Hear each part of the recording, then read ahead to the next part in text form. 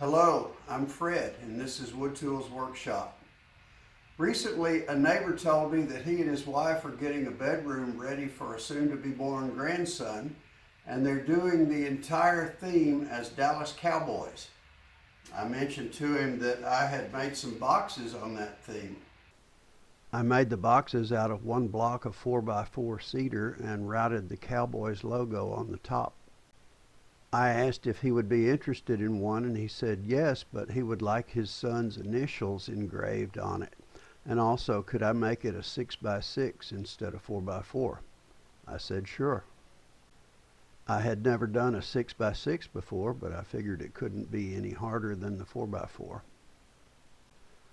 You don't find 6x6 by 12-inch blocks resting on the shelf at Home Depot, so I had to buy a post. That's okay. I'll make boxes out of the rest of it too.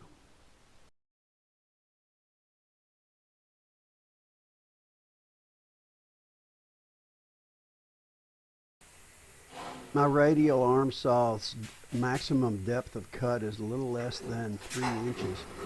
So in order to cut through the post, I had to make multiple cuts. Cut one time, flip the post, cut again, flip the post, cut again.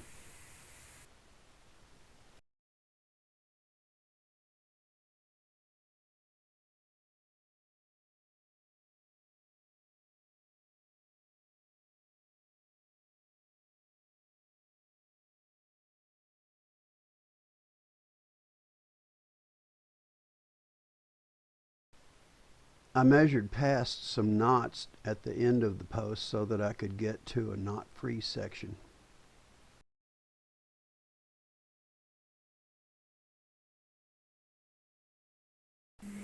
The saw blade almost, but not quite, reached the middle of the board.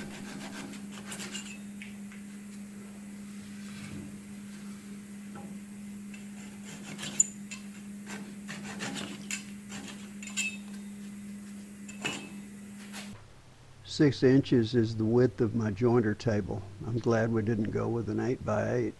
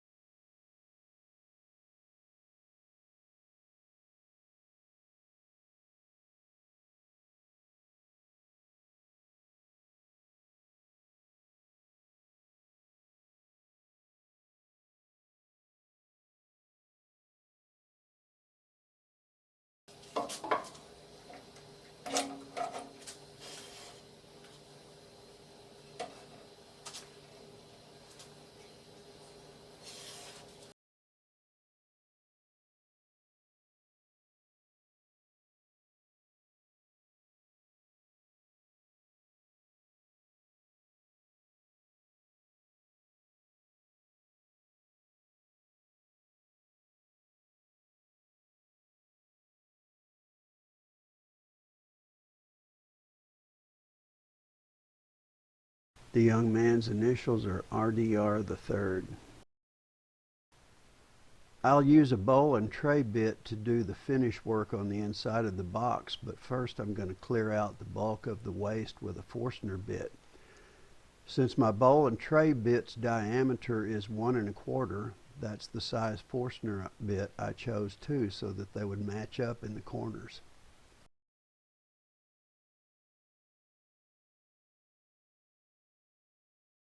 I used my dust collection system at first, but when I realized how much waste there would be and how big the chips would be, I decided to use a brush and compressed air instead.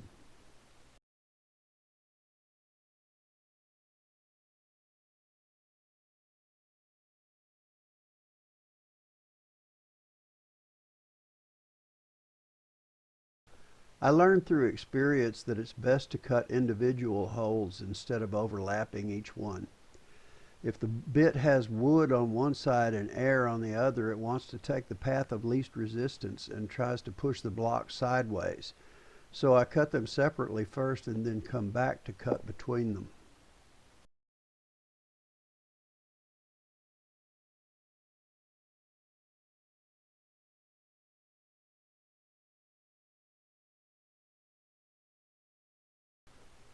I also found that it's best not to take too much depth at once.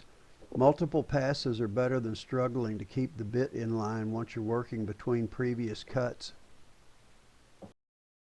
This is one of 4 buckets I filled.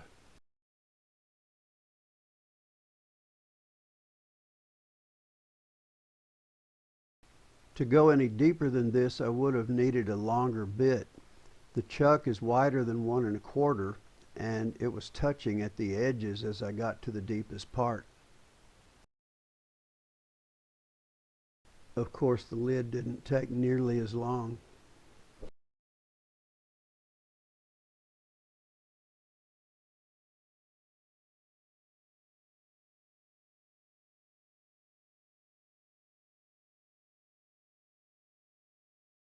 When it was time for the bowl and tray bit, I positioned the fence by turning the bit perpendicular to it and setting the part on the bit with a far corner touching the bit. Then pull the fence to touch the other side of the part. Then I turned the bit parallel to the fence, set the part on it with a corner touching the bit, and positioned stop blocks on each side.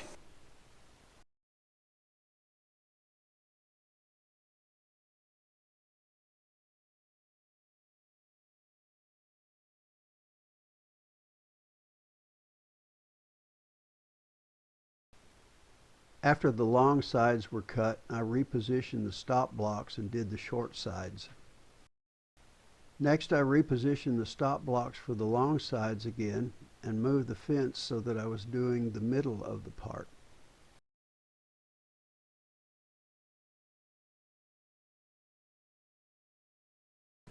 I made multiple passes, raising the bit each time by eyeballing about a 1/4 inch. If I went too high, the bit would leave wood between it and its ball bearing, and I had to lower the bit and redo it.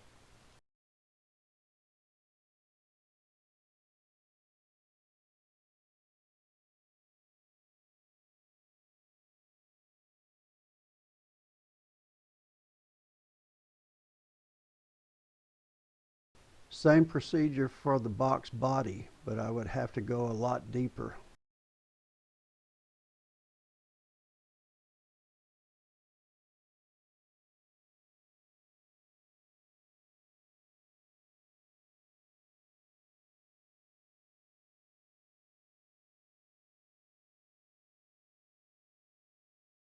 Once I reached the router's maximum height, I needed an extension to get the bit higher. Rockler sells 2 router bit extenders. The first one I bought was called Extreme Extender, and while it's true that it did extend the bit farther above the table, it turned out that the extender was a wider diameter than my 1 1/4 inch bit, and so when I tried to go deep at the sides of the box, the extender hit the edge. I took that one back and bought the one called Router Collet extension. This one is 1 3/16 in diameter, and so it works with my 1 1/4 bit.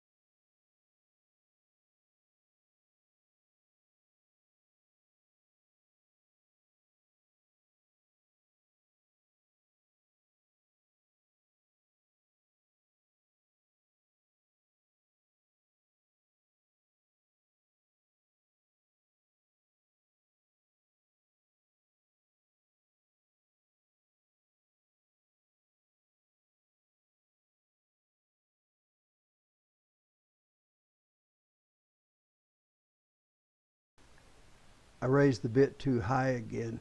When the cutter goes underneath the wood hits the shank and you can't keep moving sideways.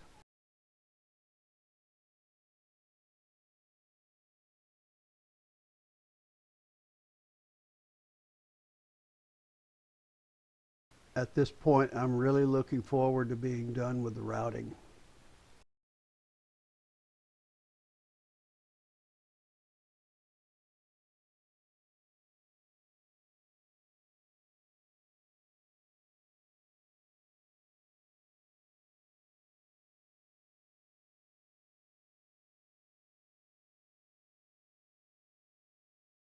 And we're done.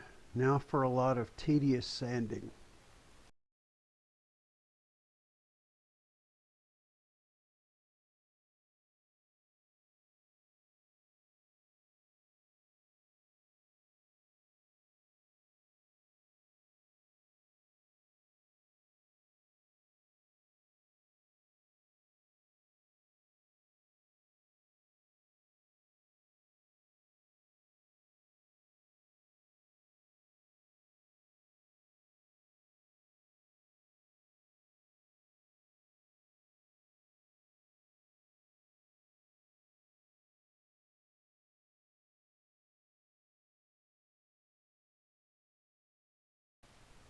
I'll split the depth of this hinge between the two pieces so that it fits properly.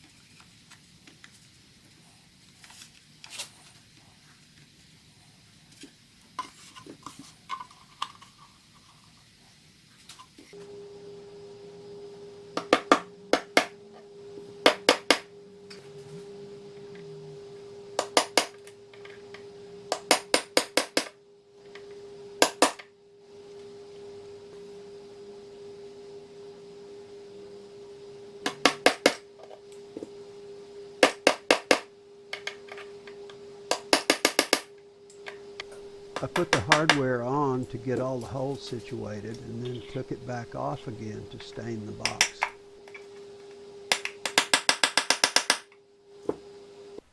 A final bit of sanding.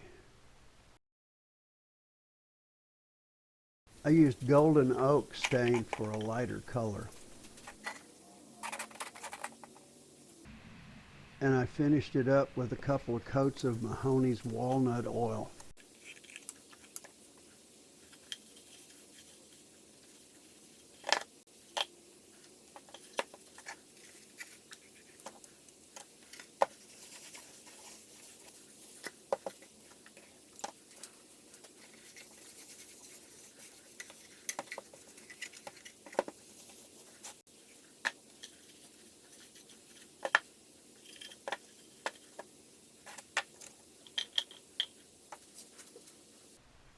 And here it is, one box from one block of wood.